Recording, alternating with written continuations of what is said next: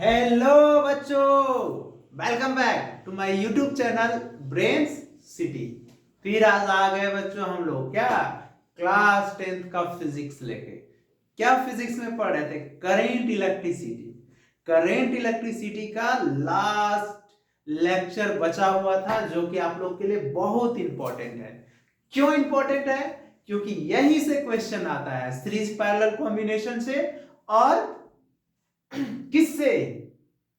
Electrical energy से, kilowatt hour से। वही घर का यूनिट, कॉमर्शियल यूनिट पूछ देगा कि कॉस्ट क्या होगा। बोल देगा कि एक यूनिट का कॉस्ट इतना है, मंथली आप इतना यूनिट यूज करते हो तो कैसे निकालोगे। उस टाइप का क्वेश्चन हम लोग देखते हैं। चलिए क्लास स्टार्ट करते हैं बच्चों। तो हम लोग क्या बोले? Electrical energy. तो इलेक्ट्रिकल एनर्जी को आप लोग क्या लिख सकते हैं? पावर इज इक्वल टू क्या होता है? एनर्जी कंज्यूम्ड बटे टाइम होता था, यही ना, या रेट ऑफ डूइंग वर्क। हम लोग अगर बात करते थे वर्क एनर्जी पावर में तो क्या करते थे? Power is equal to work done by time. Electricity में पावर का बात करेंगे बच्चे तो एनर्जी कंज्यूम्ड बटे टाइम। तो उसी को एनर्जी कंज्यूम्ड को हम लोग क्या इलेक्ट्रिकल एनर्जी बोले थे। तो अगर इलेक्ट्रिकल एनर्जी पूछेगा कि क्या होगा तो क्या लिखेंगे? It is equal to the product of क्या electric power and time taken. या ये लिख सकते हैं क्या? Electrical energy is equal to an electrical appliances is given by the product of its power rating and the time for which is used. Power rating word इसलिए use कर रहा है बच्चे, जो भी एप्लियंसेज हम लोग लेके आते हैं तो उसमें रेटिंग पावर होता है, रेटिंग वोल्टेज होता है ना दोस्त। दुकान वाले को भी जाके आप बोलते हैं भैया 25 वाट का दीजिए बल्ब, 5 वाट का बल्ब दीजिए, बोलते हैं ना, या 220 वोल्ट का दीजिए। तो या आप लोग चार्जर ही लेने जाते हैं तो बोलते हैं भैया 5 वोल्ट का दीजिए, 2 वोल्ट का दीजिए, 1 वोल्ट का दीजिए, बोलते हैं ना। तो वही है, इसीलिए हम लिखे हैं कि an electrical appliances is given by the क्या, given by the product of क्या बच्चे? Product of its power rating and the time taken, कितना टाइम यूज करते हैं वो। तो electrical energy is equal to क्या होगा? पावर इनटू टाइम होगा। E is equal to P into T होगा। बच्चे इसका यूनिट जो होगा एनर्जी का यहाँ पे क्या होगा? इसका तो देखिए, इसका तो क्या होगा? आवर होगा और इसका जूल होगा, मतलब जूल पर सेकेंड और पर सेकेंड कट जाएगा तो किलो जूल होगा। क्या होगा बच्चे? Kilo joule. इसको किलो जूल में करेंगे, 1 kilo joule is equal to 10 to the power 3 joule, मतलब 1000 जूल इसको लिख सकते हैं। ठीक है, क्योंकि एनर्जी का यूनिट जूल होता है। अब देखिए हम लोग जो घर में यूज करते हैं इलेक्ट्रिसिटी, उसी को हम लोग कॉमर्शियल यूनिट बोलते हैं, commercial unit of electrical energy, या उसी को किलोवाट आवर बोलते हैं, या उसी को बोर्ड ऑफ ट्रेड यूनिट बोलते हैं, बीओटी बोलते हैं। इसको क्या बोलते हैं बच्चे? BOT, board of trade unit. क्यों बोले बोर्ड ऑफ ट्रेड यूनिट? क्योंकि इलेक्ट्रिसिटी बोर्ड जो इलेक्ट्रिसिटी को पूरा कंडक्ट जो करता है वो उसका संस्था का नाम है। संस्था मतलब बोर्ड ऑफ ट्रेड यूनिट। यही डिसाइड करता है कि इलेक्ट्रिसिटी के बिल को बढ़ाना है कि घटाना है, क्या करना है। ठीक है, जैसे कोई भी आईयूपीएससी नेमिंग करना है, किसी फिजिकल क्वांटिटी का नेम रखना है, उसका जन्म कुंडली बनाना है, तो कौन डिसाइड करता है? आईयूपीएससी सिस्टम करता है, international union of pure and applied chemistry करता है ना। उसी तरह इलेक्ट्रिसिटी को कौन करता है? Board of trade unit. उसी को हम लोग 1 यूनिट बोलते हैं। क्या बोलते हैं बच्चे? 1 यूनिट। तो क्या हो गया? 1 kilowatt hour is the sorry बच्चे, तबियत मेरा थोड़ा ठीक नहीं है। 1 किलोवाट आवर इज द क्या होगा? Amount of electrical energy consumed when electrical appliances having power rating of 1 kilowatt is used for 1 hour. मतलब किलोवाट आवर क्या होता है या 1 यूनिट क्या होता है? तो बोल रहा है कि एनर्जी कंज्यूम्ड होगा, वो भी पावर रेटेड क्या, 1 किलोवाट। कितना में, गिवन टाइम में, उसी को हम लोग क्या बोलते हैं, किलोवाट बोलते हैं। किलोवाट आवर या 1 यूनिट। देखते हैं क्या होता है। देखिए कभी कभी ऑब्जेक्टिव क्वेश्चन में एक दो बार पूछा गया है कि 1 किलोवाट आवर किसका यूनिट है। जानते हैं, बहुत बच्चा दिमाग लगाता है, अरे किलोवाट आवर, वाट वाट यूज हो रहा है, पावर का यूनिट है। नहीं बच्चे, एनर्जी का यूनिट है। क्या है, एनर्जी का। लिख देंगे हम अभी, टेंशन नहीं लेना है आप लोग को।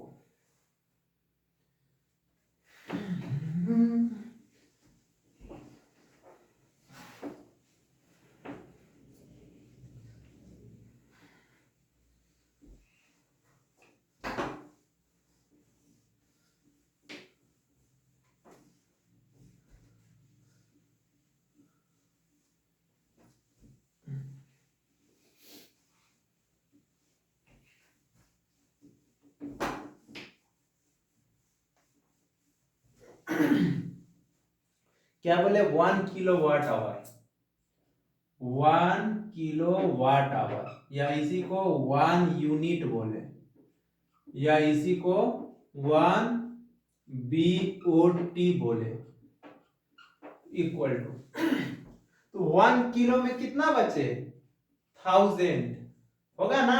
1 वाट में, ऐसा यूनिट वाट, जूल सेकेंड होता है।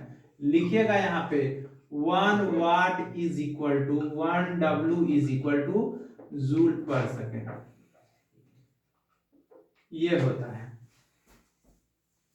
इनटू 1 आवर, कितना, 1 आवर में कितना सेकेंड, 3600 सेकेंड, मतलब 3600 सेकेंड। तो ये सेकेंड और ये सेकेंड कैंसिल, तो कितना हो जाएगा, 3620 और उस पे 3 जीरो, ये हो गया जूल। इसी को 3.6 इंटू 10⁶ जूल लिखते हैं। तो आ गया बात समझ में कि 1 किलोवाट आवर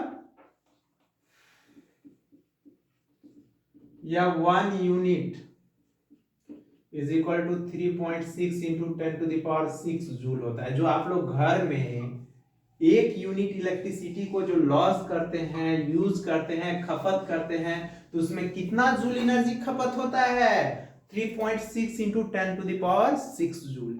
यही कारण है बच्चे कि आदमी बोला जाता है, लोग बोलते हैं, देखते हैं कोटेशन चलाया जाता है, क्या, save life, save water, save energy.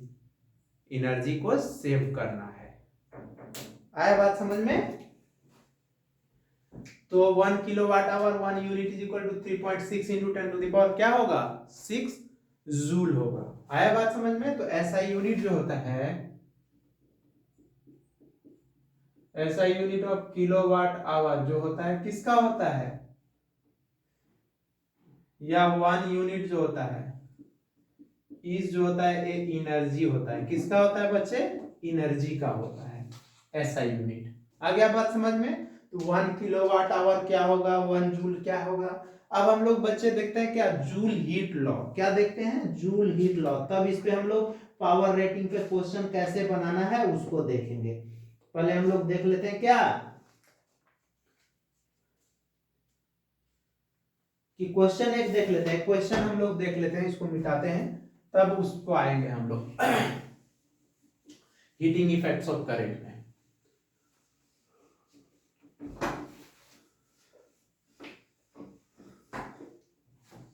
देखते हैं ना, एक इजी क्वेश्चन हम ले लेते हैं।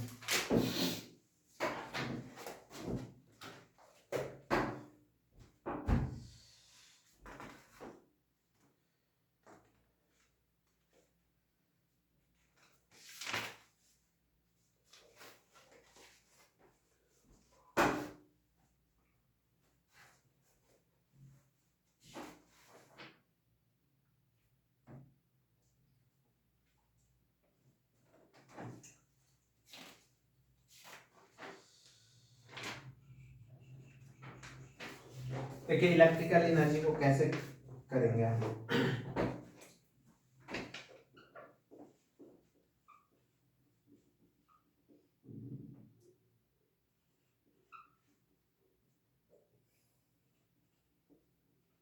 एक रेफ्रिजरेटर है बच्चे, हैविंग पावर रेटिंग कितना है?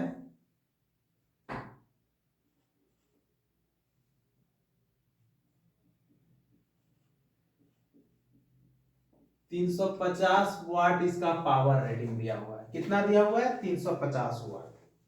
ऑपरेट कितना घंटा के लिए चलाया जा रहा है? Operates for 10 hour. कितना घंटा के लिए चला रहा है ये? 10 आवर्स के लिए चला रहा है। ए डे मतलब एक दिन में, वो एक दिन में 10 घंटा यूज किया जा रहा है रेफ्रिजरेटर को। तो बोल रहा है calculate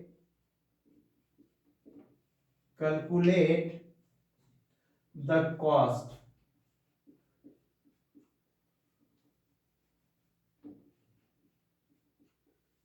cost of electrical energy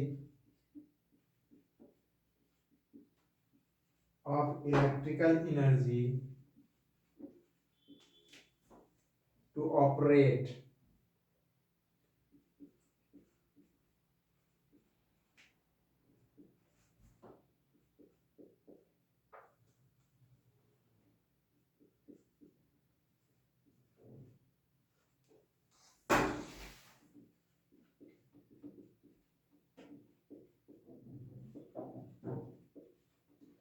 thirty days. कितना डेज यूज किया जा रहा है? 30 डेज बच्चों। The rate of electrical energy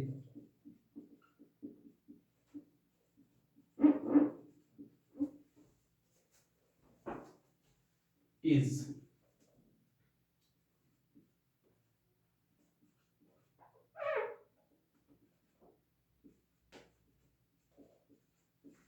देखिए ये क्वेश्चन है, कह रहा है कि एक रेफ्रिजरेटर है बच्चे, ठीक है, हैविंग पावर रेटिंग, उसका पावर रेटिंग रेफ्रिजरेटर का दिया हुआ है। हम लोग लेते हैं, दुकान वाला बोलता है कितना पावर का चाहिए आपको फ्रिज या रेफ्रिजरेटर, उसी को ना बोलते हैं कितना पावर का।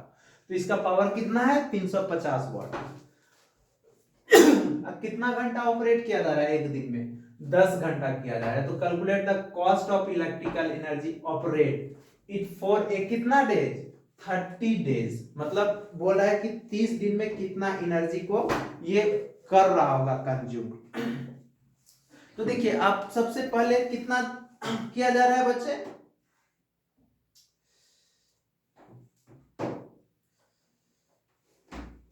30 डेज में हम लोग निकाल लेते हैं ना कि इलेक्ट्रिकल एनर्जी कितना कंज्यूम किया जा रहा है गिवन।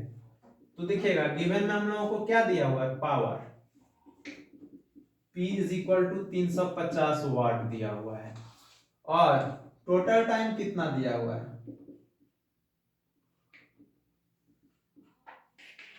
30 डेज है, और 1 डेज में कितना काम कर रहा है? T बराबर, ये टोटल डेज कितना दिया हुआ है? टोटल डेज लिख लेते हैं, ये 30 डेज है और 30 है, ठीक है। और टाइम कितना है बच्चे? T is equal to 10 R है, ये दिया हुआ है। तो देखिए तो पावर इज इक्वल टू हो गया, तो एनर्जी इज इक्वल टू क्या हो जाएगा बताइए? एनर्जी इज इक्वल टू, हम लोग पढ़े थे ना अभी, P इंटू टी। तो P कितना? 350 बच्चे, 350। और टाइम कितना? कितना घंटा? 30। 30 डेज कर रहा है, 30 डेज कर रहा है, और कितना टोटल टाइम कितना हो रहा है? यहां लिख ले क्या? टोटल टाइम लिख लीजिए, अच्छा रहेगा, कंफ्यूजन से बच जाएंगे हम लोग। इनटू कितना हो जाएगा? 300 आवर यूज किया जा रहा है, तो यहाँ पे 300, तो ये किस में आ गया? जूल में। तो देखिए तो 300 क्या किया हम बच्चे? पावर दिया हुआ था, टोटल डेज 30 दिन दिया हुआ था, और एक दिन में कितना घंटा यूज किया जा रहा है? 10 घंटा। तो टोटल टाइम कितना हो गया? 30 गुना 10, 300 घंटा रेफ्रिजरेटर यूज किया जा रहा होगा एक महीना में। तो टोटल एनर्जी कितना हो गया होगा? क्या टोटल एनर्जी कंज्यूम कितना किया होगा? इतना, और इतना 300। अब बट इसको 1000 से डिवाइड करेंगे तो ये कितना हो जाएगा? किलो जूल हो जाएगा। या ये देखिए जूल लिखे है ना, ये सेकेंड है या जूल पर सेकेंड है, तो कैंसिल हो जाएगा, तो किलो जूल रहने दीजिए ना।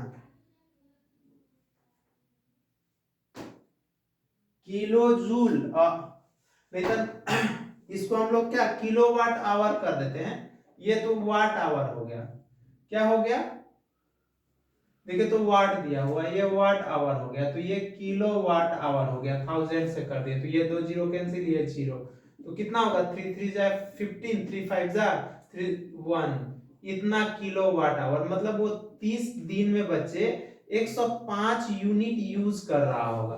कितना यूनिट कर रहा होगा, और हम लोग जानते हैं कि 1 kilo watt hour is equal to 1 unit होता है बच्चे, होता है ना। अब देखिए टोटल कॉस्ट क्या हो गया होगा, टोटल कॉस्ट तो कितना हो गया 105, ये रुपीज को इंटू कितना, एक यूनिट का कितना खर्च हो रहा है, देखिए तो total cost is equal to, तो यहाँ आर एस कर देंगे रुपीज में, 303 रुपया 40 पैसा क्या है पर किलोवाट, पर किलोवाट आवर, यहाँ पे कर देंगे, देखिए यहाँ पे है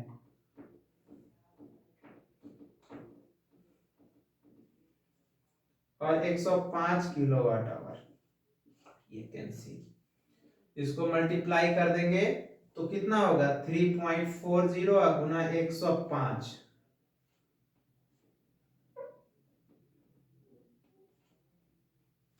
तो कितना होगा, मल्टीप्लाई करेंगे इसको तो बच्चे हम लोग 357, 357 रुपया का उनको बिजली बिल आया होगा, 357 रुपीज का, क्या बोले बच्चे, देखिए कैसे हम लोग फिर निकाले, फिर एक बार रिकॉल कर लेते हैं, सोच लेते हैं, देखिएगा हम क्या बोले कि पावर दिया हुआ है, बोल रहा है कि एक रेफ्रिजरेटर है 350 वाट का, 350 वाट उसका रेटिंग है, कितना घंटा यूज किया जा रहा है एक दिन में, 10 घंटा बच्चे, ठीक है, और कह रहा है calculate the cost of electrical energy, कितना कॉस्ट होगा इलेक्ट्रिकल एनर्जी का, बोल रहा है कि वो 30 दिन ऑपरेट किया जा रहा है और एक यूनिट का कितना रुपीस लग रहा है, 3 रुपया 40 पैसा, ठीक है।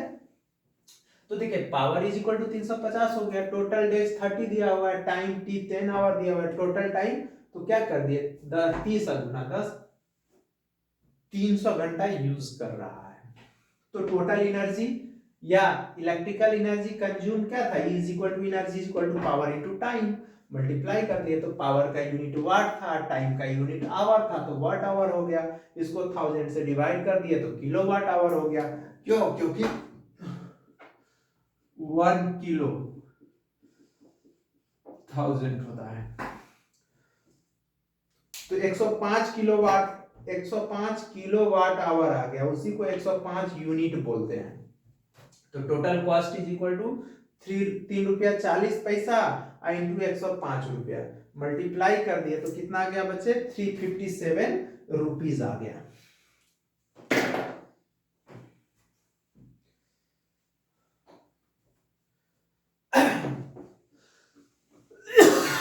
सॉरी, देखिए इस पे हम लोग एक क्वेश्चन और देखते हैं बच्चे,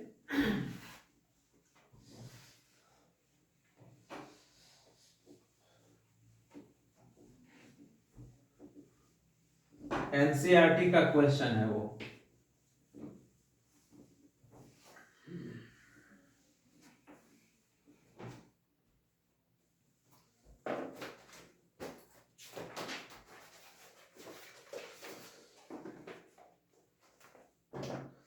देखिए कह रहा है कि इलेक्ट्रिकल हीटर है,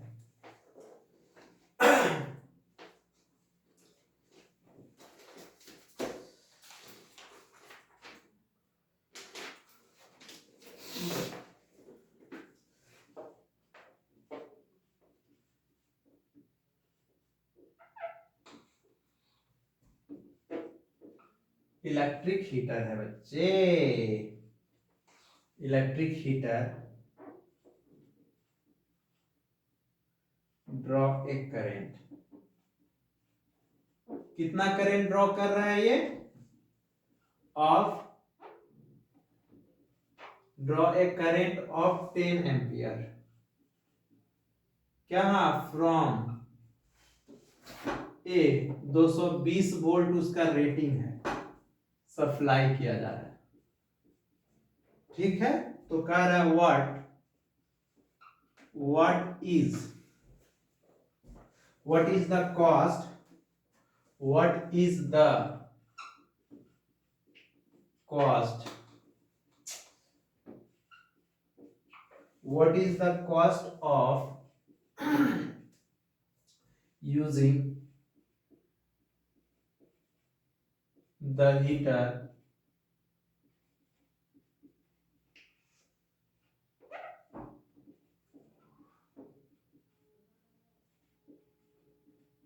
कितना आवर्स यूज किया जा रहा है बच्चे 55 आवर्स एवरी डे। वाह वाह वाह, every day.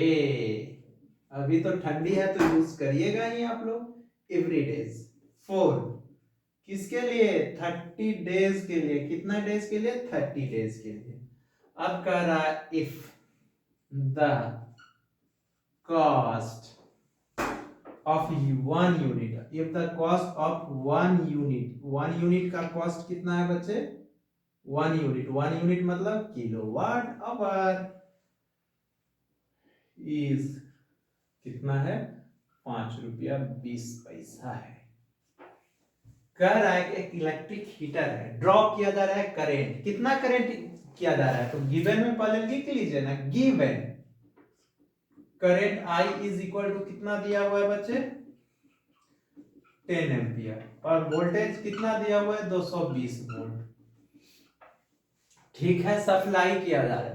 What is the cost of using heater for 5 hour, time कितना दिया हुआ है, टाइम 5 आवर दिया हुआ है। टोटल डेज कितना दिया हुआ है, टोटल डेज कितना बच्चे 30, तो टोटल टाइम कितना हो जाएगा, टोटल टाइम कितना 5 इंटू 30 मतलब 150 आवर।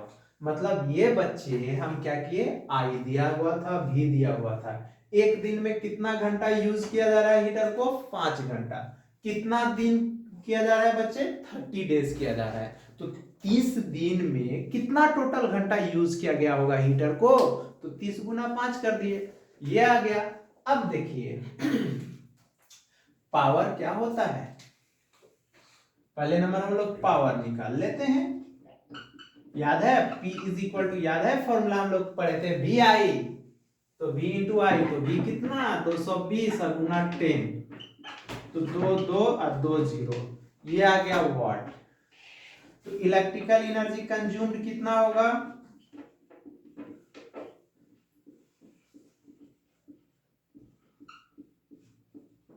कंज्यूम्ड मतलब E इज इक्वल टू क्या होगा P इंटू क्या होगा बच्चे T होगा, टोटल टाइम हम लोग T लिए हैं, तो P इंटू T, तो P कितना है P 2200 और T कितना है 150। देखिए ये वाट में है और ये आवर है, तो वाट आवर हो गया। आया बात समझ में, जूल में नहीं लिख रहे हैं, वाट आवर। तो अब इसी को वाट आवर को 2 0 गुना 150, इसको 1000 से डिवाइड कर देंगे तो ये किलो वाट आवर हो जाएगा। ये 3 0 कैंसल, 3 0 कैंसल होगा, तो 22 गुना 15 कितना होगा बच्चे 22 गुना 15, देखिए ना मल्टीप्लाई कर लीजिए तो कितना होगा 15 गुना 30, हिंदी में करते हैं ना 30, क्योंकि हम लोगों का मातृभाषा हिंदी है। 15 गुना 30, 15 गुना 30 और 3 33, मतलब 15 टू जा 30 कैरी 3, या 15 टू जा 30 और 3 33 किलो वाट आवर, मतलब 33 यूनिट। क्योंकि हम लोग जानते हैं बच्चे, ये जानते हैं हम लोग कि 1 kilowatt hour is equal to 1 unit होता है, तो 330 यूनिट खर्च कर रहा है वो एक महीना में, तो टोटल कॉस्ट कितना हो जाएगा एक महीना का, टोटल कॉस्ट तो क्या होगा मल्टीप्लाई कितना, एक यूनिट का कॉस्ट कितना ले रहा है 5 रुपया 20 पैसा पर यूनिट ले रहा है, 5 रुपया 20 पैसा पर यूनिट इंटू 330 यूनिट, हो गया, इसको डेसिमल उड़ा दीजिए, 100 आ जाएगा, ये 2 जीरो कैंसिल, 52 इंटू 33 कर लीजिए, तो आपको 1716 रुपया महीना में बिल देना होगा। ठंडी है तो आप लोग क्या बोले, 1716 रुपया। आ गया बात समझ में? अब आप लोग यूनिट निकाल लेंगे ना, क्योंकि पावर का आप लोग 3 फॉर्मूला जानते हैं, देख लीजिएगा क्या गिवन हुआ है। P is equal to V I V square by R या आई स्क्वायर आर। अगर आई आर दिया हुआ है तो ये फॉर्मूला, वी आर दिया हुआ है तो ये फॉर्मूला, वी आई दिया हुआ है तो ये फॉर्मूला। पावर निकाल लेंगे, टाइम दिया उसको मल्टीप्लाई कर देंगे, वो किलो वाट आवर में आ गया, उसको 1000 से डिवाइड कर देंगे, किलो वाट आवर आ गया, वही तो यूनिट हो गया। उसको जितना कॉस्ट एक यूनिट का होगा उसे मल्टीप्लाई कर दीजिए, वही तो किए हैं। ठीक है,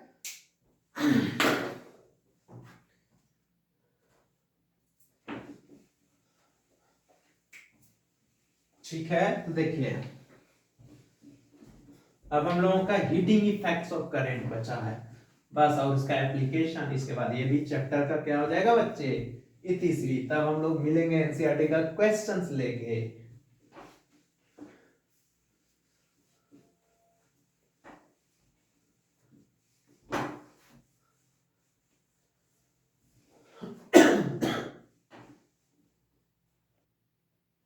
देखिए बच्चों, हम आप लोग क्या पढ़ेंगे, जूल हीट लॉ, या उसी को हम लोग हीटिंग इफेक्ट्स ऑफ करंट बोलते हैं, या जूल हीट लॉ भी बोलते हैं। क्या करता है ये बच्चे, ये इलेक्ट्रिकल एनर्जी को, किसको, इलेक्ट्रिकल एनर्जी को कन्वर्ट करता है हीट एनर्जी में। किसमें, हीट में। आप लोग हीटर उटर रखे हैं ना, अभी ठंडी होगा, या गीजर रखे हैं ना, क्या करता है वो, इलेक्ट्रिकल एनर्जी को किसमें कन्वर्ट कर देता है, हीट एनर्जी में। तो देखते हैं क्या होता है। तो देखिए यहाँ पे an electric current can produce 3 important effect. मतलब अगर कोई वायर में इलेक्ट्रिसिटी प्रोड्यूस हो रहा है तो वो 3 इफेक्ट प्रोड्यूस करेगा। कौन कौन 3 इफेक्ट होगा बच्चे, हीटिंग इफेक्ट होगा, मैग्नेटिक इफेक्ट होगा और केमिकल इफेक्ट होगा। 3 इफेक्ट होगा। ठीक है, अब देखिए जूल हीट लॉ क्या होता है, या heating effect of electric current. इसको आप डायरेक्ट फॉर्मूला बेस्ड भी डिफिनेशन लिख सकते हैं बच्चों, डायरेक्ट, या आप ये डिफिनेशन भी लिख सकते हैं, आप लोग पे डिपेंड करता है। तो क्या बोले, when an electric current is pass through a high resistance wire, high resistance, joule heat law के लिए अगर इलेक्ट्रिकल एनर्जी को हीट एनर्जी में कन्वर्ट करना है बच्चे, तो वैसा एप्लियंसेस या वैसा इलेक्ट्रिकल डिवाइस लेना है जिसका रेजिस्टेंस बहुत हाई है, मतलब उसका कंडक्टिविटी बहुत कम है। आया बात समझ में? कंडक्टिविटी अगर कम है और रेजिस्टिविटी और रेजिस्टेंस ज्यादा है तो वो ज्यादा हीट प्रोड्यूस करेगा। जैसे हम लोग नाइक्रोम का वायर यूज करते हैं, या देखते हैं फिलामेंट में, बल्ब में जो होता है टंगस्टन होता है। क्यों? क्योंकि उसका रेजिस्टेंस हाई होता है, उसका मेल्टिंग पॉइंट भी हाई होता है। आया बात समझ में? और उसके अंदर जो गैस भरा होता है वो आर्गन, नियोन और क्रेप्टॉन ये होता है, नाइट्रोजन भी होता है बल्ब में। Thomas Alva Edison electricity bulb का आविष्कार किए थे, आप लोग को पता है, उसका वीडियो भी बता चुके हैं। तो क्या बोले कि अगर कोई इलेक्ट्रिक करंट पास कर रहे हैं, किससे, यहां देखिए लिख रहे हैं वर्ड, हाई रेजिस्टेंस से, हाई रेजिस्टेंस वायर, जैसे like nichrome wire, the resistance wire becomes very hot, बहुत ज्यादा गर्म हो जाएगा और प्रोड्यूस कर देगा हीट को। देखते हैं तुरंत लाल हो जाता है, दुकान पे मिलता है, बोलेंगे नाइक्रोम वायर दीजिए, और उससे जब इलेक्ट्रिक करंट जैसे पास कराएंगे तो वो इलेक्ट्रिसिटी किसमें कन्वर्ट हो जाएगा, इलेक्ट्रिकल एनर्जी हीट एनर्जी में, एकदम रेड हो जाएगा, और आप वहां बैठ के उसको ताप सकते हैं, बस उसको छूना नहीं है। आया बात समझ में? दिस दिस इज कॉल्ड, क्या कहलाता है, हीटिंग इफेक्ट ऑफ करंट। इसी को ऑल्सो कॉल्ड क्या कहते हैं हम लोग बच्चे, जूल हीट लॉ भी बोलते हैं। क्या बोलते हैं, जूल हीट लॉ। तो क्या होगा, the heat produce in a wire is directly proportional होगा, क्या, the heat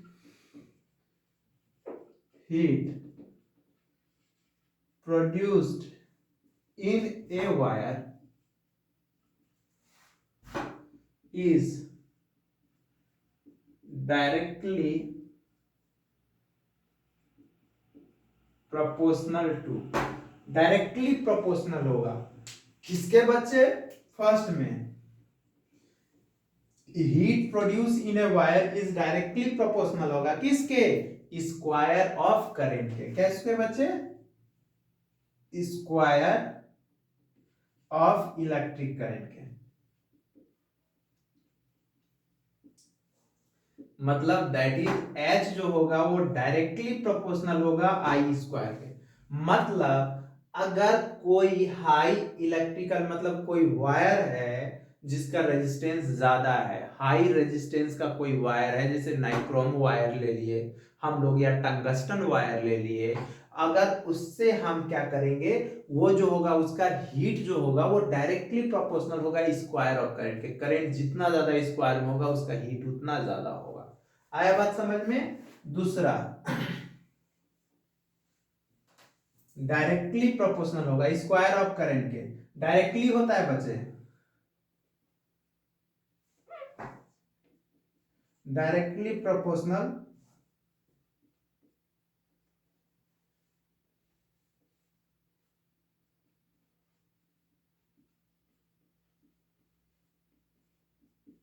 to the resistance के।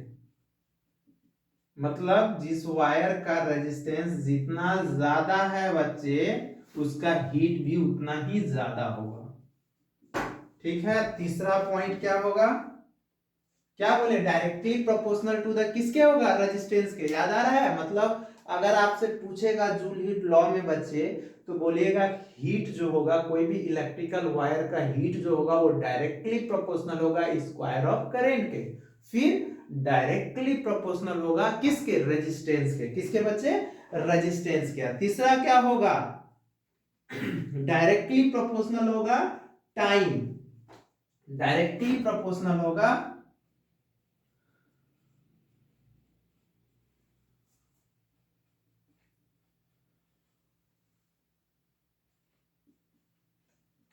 Directly proportional to the time होगा। क्या टाइम बच्चे? Time for which current is passed, for which current is passed. मतलब word क्या बोले कि जितना टाइम तक करंट को पास कराएंगे कोई वायर में, आधा घंटा करंट छोड़ दिए वायर में, नाइक्रोम वायर में फ्लो होने के लिए 1 घंटा छोड़ दिए तो 1 घंटा वाला में ज्यादा हीट होगा, ज्यादा हीटिंग इफेक्ट होगा, ज्यादा हीट एनर्जी होगा। आया बात समझ में? मतलब दैट इज कहने का मतलब क्या बच्चे कि H directly proportional to T होगा, T होगा। यहां पे लिख देते हैं that is H directly proportional to T। अब देखिए तीनों लॉ को कंबाइन करते हैं, combining all equations. Joule heat law 3 law दिया। फर्स्ट लॉ, इसको लॉ फर्स्ट भी बोला जाता है, इसको लॉ फर्स्ट भी बोला जाता है, इसको लॉ सेकेंड भी बोला जाता है, इसको लॉ 3 भी बोला जाता है। आया बात समझ में? तो रिकॉल हो गया। क्या बोलेंगे? हीटिंग इफेक्ट ऑफ करंट के बारे में कोई डिफिनेशन बोलेगा तो डायरेक्टली बोलेगा कि the electrical energy passes through a wire, the heat is directly proportional to, या the electrical current passing through a wire, then heat is directly proportional to square of current and directly proportional to किसके? Resistance के and directly proportional to time for which current is passed, जब current उसे पास कर रहा था। ठीक है।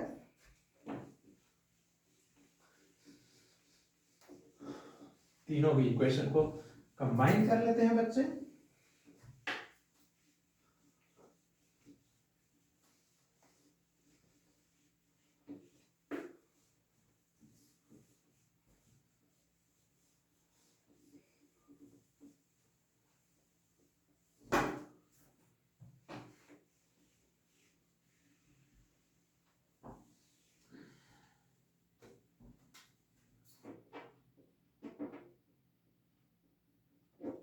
Combining all equation,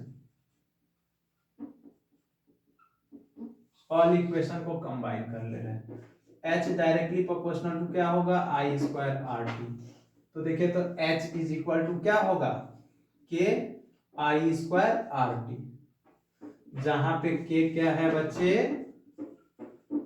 joules constant है, इसका वैल्यू कितना होगा 1 होगा। ये लैबोरेटरी में लैब में आइडेंटिफाई किया गया है। तो देखिए H is equal to I square R T, ये हो गया फॉर्मूला।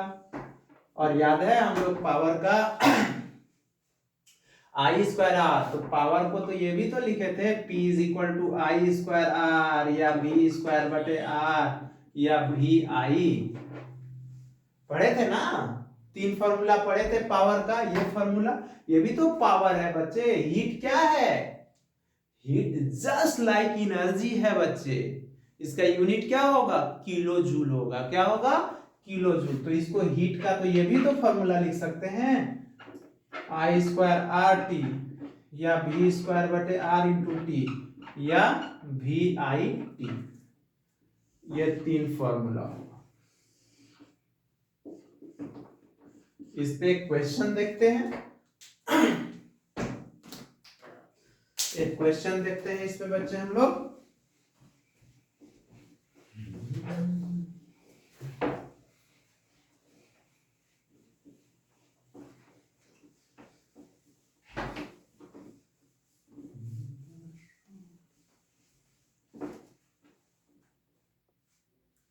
देखिए बच्चों, एप्लीकेशन ऑफ हीटिंग इफेक्ट, इसका एप्लीकेशन क्या होता है हीटिंग इफेक्ट का? तो देखिए हीटिंग इफेक्ट का एप्लीकेशन क्या क्या होगा, वही हम लोग मतलब हीट को कैसे यूज करेंगे, यही ना हम लोग को जानना है। देखते हैं बल्ब में भी हम लोग देखते हैं, बल्ब भी क्या है, हीटिंग इफेक्ट पे काम करता है। उसके अंदर क्या होता है बच्चे? फिलामेंट यूज होता है। फिलामेंट किसका होता है? टंगस्टन वायर यूज होता है। उसका मेल्टिंग पॉइंट बहुत ज्यादा होता है। कितना होता है मेल्टिंग पॉइंट? देख लीजिए 30, क्या होता है 3380 डिग्री सेल्सियस है, मतलब 3380 डिग्री सेल्सियस उसका मेल्टिंग पॉइंट होता है, इसलिए जल्दी मेल्ट नहीं करता है। देखिए तो क्या होता है हीटिंग इफेक्ट, क्या होता है? The heating effect of current is utilized in working of, किसमें? Electrical heating appliances such as, किसमें? इलेक्ट्रिक आयरन में यूज करते हैं ना। आयरन किस पे हीटिंग इफेक्ट पे काम करता है? इलेक्ट्रिक केटल जिसमें आप लोग पानी गर्म करते हैं, इलेक्ट्रिक टेस्टर जो हम लोग देखते हैं कि कहाँ फॉल्ट हुआ है, फिर electric oven, room heater, water heater जिसको आप लोग गीजर बोलते हैं, ये सब में यूज होता है। आया बात समझ में? फिर the heating effect of electric current is utilize in, किसमें? इलेक्ट्रिक बल्ब में। किसके लिए? फॉर प्रोड्यूसिंग लाइट के लिए, मतलब लाइट को प्रोड्यूस करने के लिए। फिर the heating effect of electric current is utilize in the, किसमें? इलेक्ट्रिकल फ्यूज में, for protecting household wiring and electrical appliances. Electric fuse में यूज होता है बच्चे। पहले एमसीबी, देखिए अब इलेक्ट्रिकल, पहले इलेक्ट्रिक फ्यूज होता था, क्या होता था? थोड़ा सा भी वोल्टेज फ्लक्चुएट हो जाता था तो बेचारा मेल्ट हो जाता था, जिसके कारण होम एप्लियंसेस बच जाता था। उस समय क्या होता था? ज्यादा फ्लक्चुएशन के कारण बार बार मेल्ट होता था, तो हम लोग क्या करते थे? मोटा वायर पकड़ के धके बांध के लगा देते थे। घर का होम एप्लियंसेस का सर्किट मेल्ट हो जाता था, शॉर्ट सर्किटिंग हो जाता था, लेकिन फ्यूज क्या होता था? मेल्ट नहीं होता था। इसीलिए वो सब डिमेरिट को देखते हुए अब क्या करते हैं हम लोग, जितना भी लोग अब घर बनाता है, अच्छा घर जो बनाया जाता है उसमें एमसीबी लगाया जाता है। एमसीबी क्या होता है? वो जितना होम एप्लियंसेस को जितना पावर चाहिए उतना ही दे, उससे ज्यादा हुआ तो अपने आप वो गिर जाएगा, ट्रिप आउट हो जाएगा, फिर आपको उसको उठाना पड़ेगा। आया बात समझ में? फ्यूज में डिमेरिट होता था कि ज्यादा वोल्टेज होने के कारण ऑर्डिनरी फ्यूज लगाते थे तो वो क्या हो जाता था? अंदर से जल जाता था, छूने पे करंट भी मार देता था। इस कारण से अब एमसीबी आ गया है, ठीक है। इसी कारण से देखिए टंगस्टन मेटल यूज किया जाता है फॉर मेकिंग द, किसमें? फिलामेंट ऑफ इलेक्ट्रिकल बल्ब में, बिकॉज इट हैज, क्या होता है? वेरी हाई मेल्टिंग पॉइंट होता है, बहुत ज्यादा। क्या बोले? टंगस्टन मेटल किसमें यूज किया जाता है? फिलामेंट ऑफ इलेक्ट्रिक बल्ब में। देखते हैं ना इलेक्ट्रिक बल्ब के फिलामेंट में यूज किया जाता है टंगस्टन को। क्यों? क्योंकि इसका मेल्टिंग पॉइंट बहुत ज्यादा होता है, जल्दी मेल्ट नहीं करता है। और इलेक्ट्रिक बल्ब में जो फिल्ट्रेट किया जाता है कौन सा? Chemically unreactive gas. कौन कौन? आर्गन, नाइट्रोजन, आर्गन और नाइट्रोजन यूज किया जाता है किसमें, इलेक्ट्रिक बल्ब में, या दोनों का मिक्सअप, या दोनों को मिक्स करके, या तो आर्गन कीजिए या तो नाइट्रोजन कीजिए या तो दोनों कर दीजिए। ठीक है, तो देखिए बच्चे, इलेक्ट्रिक करंट हम लोगों का समाप्त हो गया। अब इस पे हम लोग क्या मिलेंगे, एस चांद में प्रीवियस ईयर क्वेश्चन, जैसे सीबीएसई में कौन सा अच्छा क्वेश्चन पूछा हुआ है या एस चांद में कौन सा अच्छा क्वेश्चन है उसको हम बताएंगे। फिर तब आप लोग को एनसीईआरटी बुक का क्वेश्चन कराएंगे, एक एक क्वेश्चन कराएंगे। तब तक आप लोग अपने अच्छे से ख्याल रखिए और मेरे चैनल फ्रेंड सिटी को लाइक कीजिए, सब्सक्राइब कीजिए, दोस्तों को बताइए।